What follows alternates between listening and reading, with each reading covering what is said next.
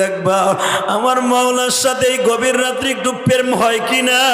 আল্লাহর বান্দিকে নিয়ে যখন মোবারক রহমাতুল্লাহ আলাইহি বাড়িতে গেছে গো বাবা, যাইবার পরে মোবারক রহমাতুল্লাহ আলাইহি বলে, ও বান্দি, জি বস।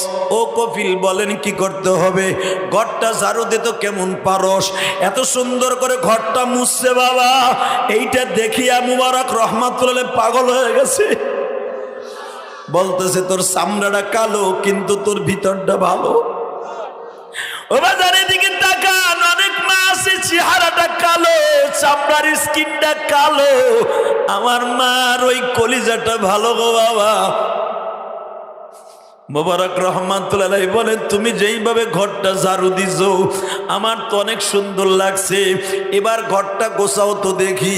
এত সুন্দর করে জুতাগুলা বাবা রাখছে, জামা কাপড়গুলো এত সুন্দর করে ধুইছে, কাঁসার প্লেটগুলা